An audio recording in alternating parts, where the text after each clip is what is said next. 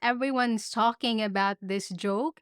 They are just facts and just not funny.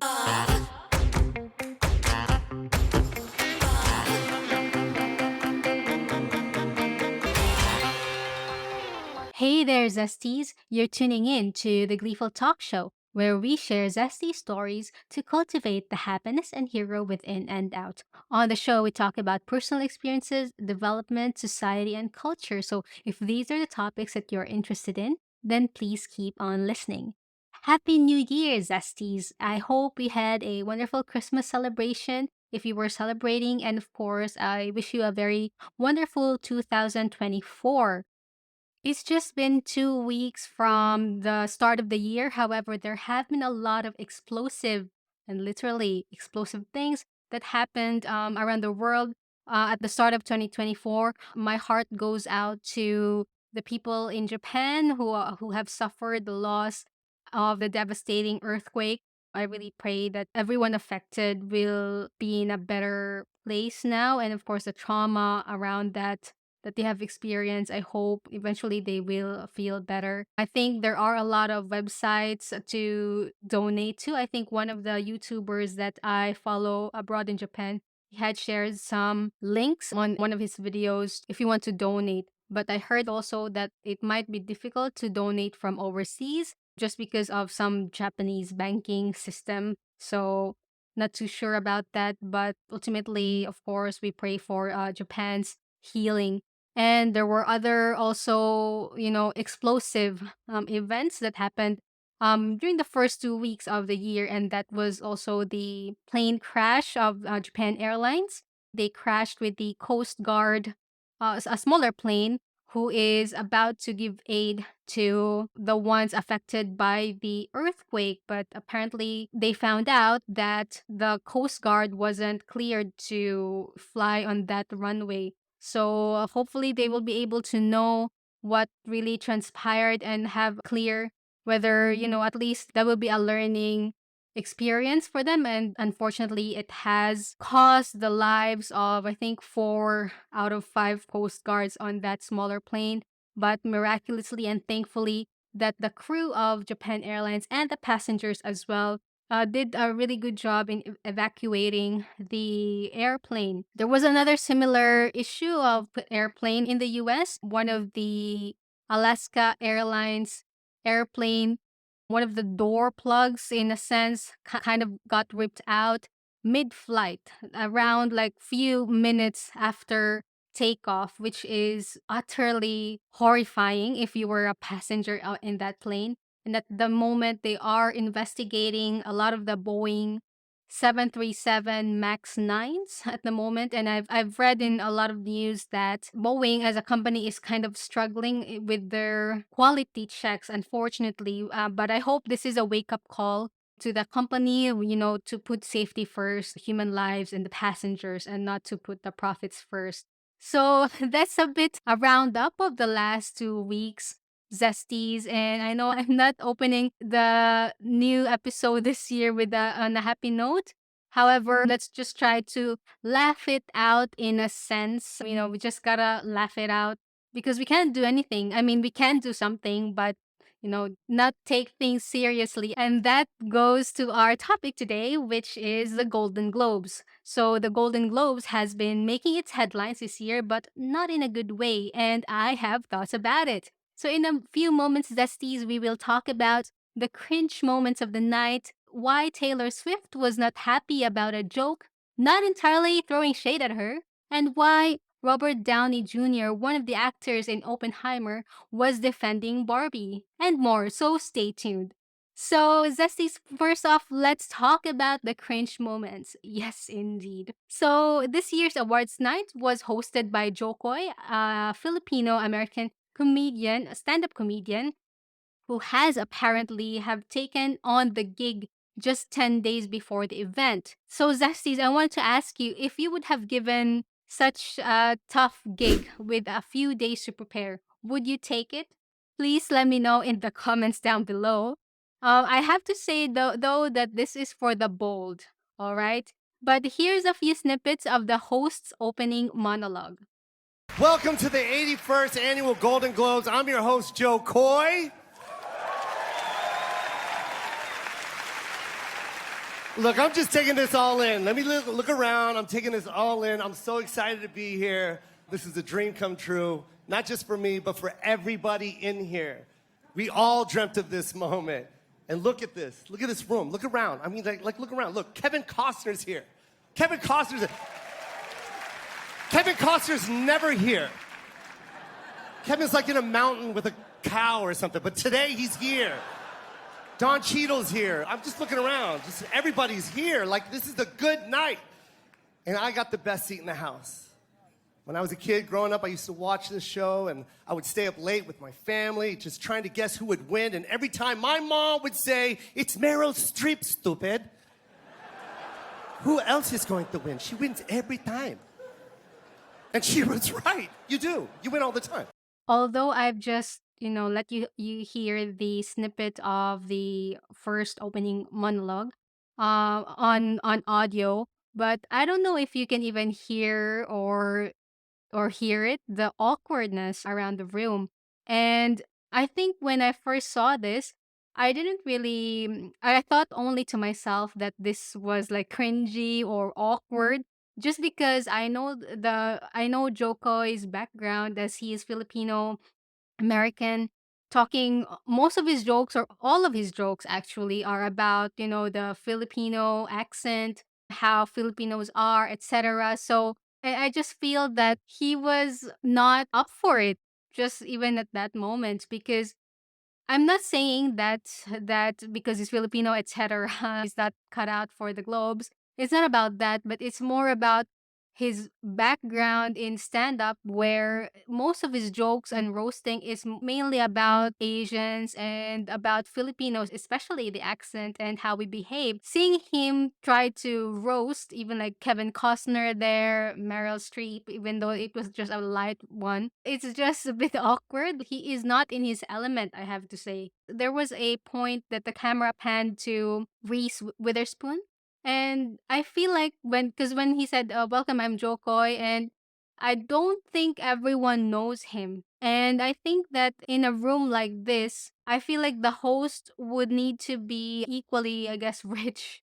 Like Ricky Gervais, they might accept to be roasted on or something, and they just don't know him. They don't know like who is this guy hosting the Globes. And if the audience doesn't really know you, they might not have that much respect for you. I maybe like that it might be, and there's just a lot of awkwardness there, and it went on for 10 minutes, which I'm still gonna show you later on. But during the 10 minutes, basically, Zesties, I was like facepalm. It was really awkward, but kudos to Jokoy to be bold enough to take on this gig. It's not an easy gig, and it's a very tough room. It's one of the toughest rooms to, to joke on, to be in. So, and especially that he is not really part of the crowd, all the more. Really, all the more. So, anyways, let's listen to other snippets of the monologue. My New Year's resolution for 2024 is to finish Oppenheimer in 2025. Like, seriously, I'm almost there. I love Oppenheimer, especially the first season. That's so stupid. Oppenheimer answered a lifelong question that's been on my mind for years. Yes, scientists do get laid, as long as they look like Cillian Murphy. Oppenheimer and Barbie are competing for cinematic box office achievement. Oppenheimer is based on a 721-page Pulitzer Prize-winning book about the Manhattan Project. And Barbie is on a plastic doll with big boobies. I watched Barbie. I loved it. I really did love it. I don't want you guys to think that I'm a creep, but it was kind of weird being attracted to a plastic doll. It's just something about your eyes, Ryan. So the whole show, just close your eyes, Ryan. Everyone just looks into your eyes. And Margot, it's not always about you. The key moment in Barbie is when she goes from perfect beauty to bad breath, cellulite, and flat feet. Or what casting directors call character actor. To be honest, I didn't get that joke in terms of the character actor thing, mainly just because I don't know what a character actor is. But I've googled it now, and a character actor is a film or television performer who specializes in portraying unique, offbeat, colorful characters in supporting roles. The term can be applied to actors who excel in one specific type of character or those who transform themselves for each role and take a wide range of character types. And again, I still after knowing this, after knowing this definition, I still didn't get the joke. So, which means it wasn't really funny. And about his joke with Oppenheimer versus Barbie, which is called the Barbenheimer phenomenon back then, right? If you remember, I do have an episode about it as well, about Oppenheimer. But anyway, about his joke on Oppenheimer versus Barbie, that Barbie is like a plastic doll with big boobies, and Oppenheimer is a 71-page Pulitzer Prize. So apparently, Robert Downey Jr. has taken on his thoughts and commented on a video showing, this snippet as well. And he said that no movie is better than the other just because they are different genres. Movies have diverse storylines and can be amazing in so many ways. We need to stop this rhetoric. Although, guys, I'm not really a fan of, Joe Coy or even like Robert Downey Jr. I'm just neutral about them. So, my comment is just basically what I felt or what I think about, on that situation. And I have to say that the Barbie Oppenheimer joke wasn't funny at all as well. Like because because the premise of Barbie was more on really like feminism, right? Something like that. And although he tried to be funny, but I think it wasn't really funny, and the writing of the joke wasn't really at all, unfortunately. But good thing that the I think the Barbie creator was not too didn't take it too much of an issue, but other actors feel offended, which again is, these rich people can get easily offended if they look down on a person, I have to say. So I think that's just the main thing of what's happening about the Golden Globes, because no one knows about Joko, and he's roasting, big people, big fishes out there, and they just don't think that he has a right to roast them, which again is like, human nature, I guess. Like, the rich and the powerful has there's a lot of ego in the room, I have to say. But also, I think the joke wasn't funny at all. And here's another one. Some I wrote, some other people wrote. Robert De Niro's here. Yo, I got the gig 10 days ago. You want a perfect monologue? Yo, shut up. You're kidding me, right? Slow down. I wrote some of these, and they're the ones you're laughing at. Look. Robert De Niro's here. I'm sorry, I'm a fan. I'm fanning out. I love you, Robert. Okay? If it's awkward, I'm sorry. I'm sorry. I had to do that in front of you. I know it sucks. I'm a bit awestruck. This guy's amazing. Decade after decade. He just kills it every single time. I don't know how you do it, man. Swear to God. Your last performance has got to be your greatest performance ever. How'd you get her pregnant at 80? CGI. CGI?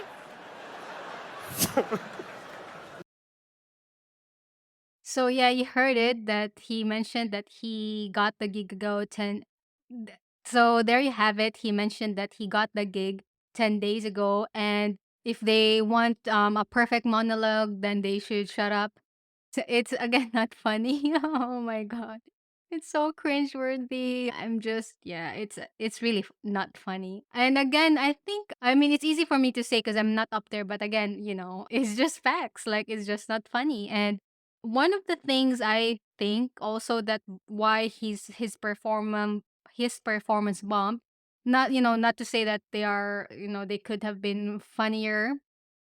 I think he just lacks the confidence as well.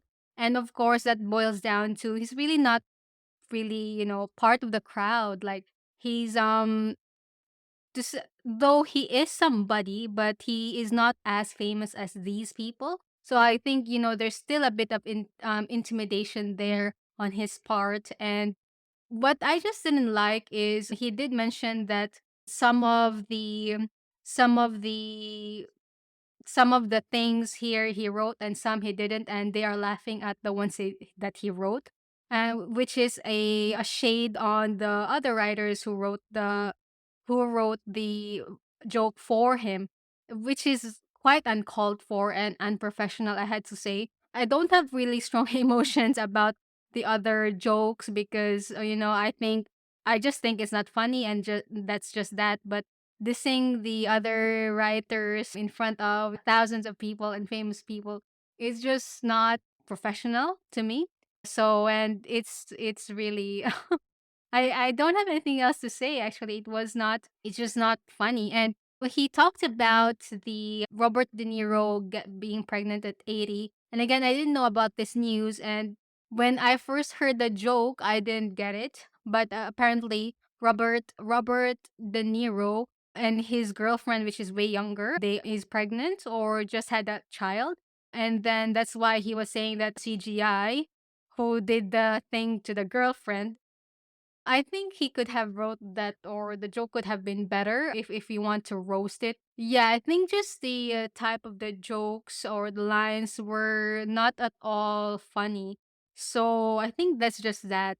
And at least the good thing about it is Robert De Niro's just not, just unfazed about it. But people are, of course, the internet, the netizens are reacting for Robert De Niro, like saying that it's uncalled for, that, like he shouldn't pry on his private life.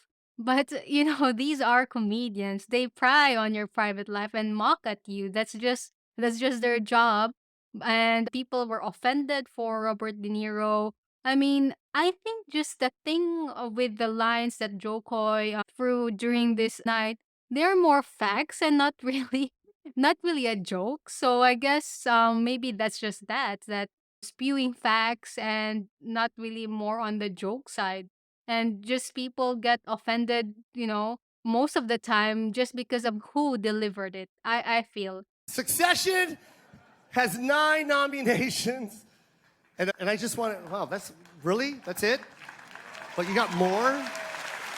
You guys are clapping like 9, really? Just a great series about a rich, white, dysfunctional family, all scheming. Oh no, that's The Crown. That's The Crown. I'm sorry. How great was Imelda Staunton in The Crown? Wasn't she amazing? Her portrayal of the Queen was so good, Prince Harry called her and asked her for money. Like I said, I didn't write all these. That one's not mine. Turns out Prince Harry and Meghan Markle will still get paid millions of dollars for doing absolutely nothing. And that's just by Netflix. See, you've heard it again that he said that it was not his joke, etc., because maybe it wasn't funny.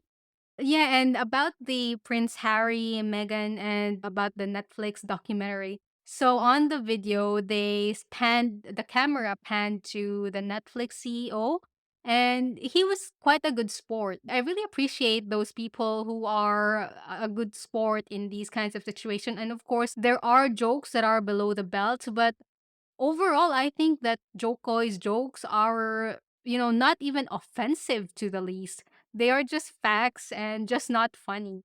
And for those fans of Jokoi, please forgive me. I'm not saying that Jokoi is not funny. It was just the jokes on during the Golden Globes. So of course, there are jokes of Jokoi that I find funny. I've watched his Netflix specials as well. They are funny. And of course, sometimes kind of like degrading the Filipinos. And I know that some people also don't like the jokes because they are degrading the Filipinos. So whatever floats your boat, all right? And so, yeah, that's why it's just not his element, I have to say. Yeah, and again, going back to the people who are a good sport, really appreciate that they still find it funny, or not find it funny, but kind of like laugh at it. I think that if you take yourself too seriously, which sometimes we do, and we just need to remind ourselves that, life it is what it is. And we're not gonna get out of this life alive, we just, if you know what I mean. So you just got to be less too serious because we're not gonna get out of this life alive anyway, if you know what I mean. So, yeah, I think that's one of the takeaways as well in this situation of the Golden Globes. And here's the meat, actually, of the night, and everyone is talking about it. Let's hear it. The big difference between the Golden Globes and the NFL, on the Golden Globes, we have fewer camera shots of Taylor Swift. I swear. There's just more to go to here. So, yes, everyone's talking about this joke. And for those who haven't seen the video, after he told that joke, the camera panned to Taylor Swift and she stared at him, glaring while drinking her champagne. And it was quite evident that she is not happy with the joke, or let's say just even pissed at the least.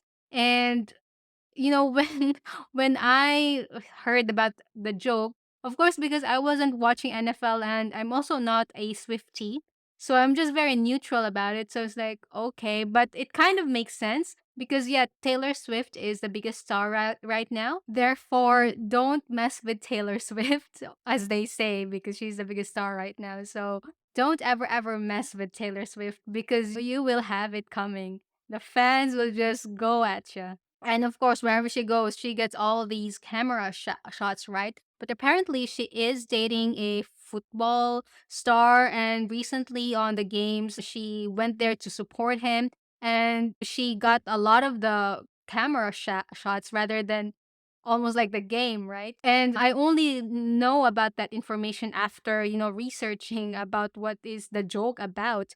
And it wasn't even really about this on Taylor Swift. It was about the NFL. It was like nothing to do with Taylor Swift in a sense that she doesn't have control of the camera. And that's why I was baffled why she was very offended on this one. This was just a fact. So I was just like, it's just really weird. And again, the fans go on saying that Taylor Swift has been devastated. She doesn't have the control of the cameras, etc. And why are you throwing shade at her, etc. I mean, like, this guy is a comedian and he was just paid to kind of like roast the people there. So people are like even too sensitive now. I guess that's why Ricky Gervais has turned down this gig because people are very sensitive, especially the rich and famous, right? Because just human nature that as the rich and the famous, the richer you are and the more famous you are, of course, you have more ego. That's just the equation of it, right? And with this, like people are saying that, oh, why is he, dissing on Taylor Swift? And even like Ryan Reynolds, who is like a close friend of Taylor Swift, was like commenting on one of the Instagram posts about this video, like how unoriginal. Well, I guess it's unoriginal in a sense that, people were already talking about this during like I think during the games that Taylor Swift got a lot of camera shots. So I guess in a way also to throw shade at Joe Coy, but I just don't think it was like kind of funny.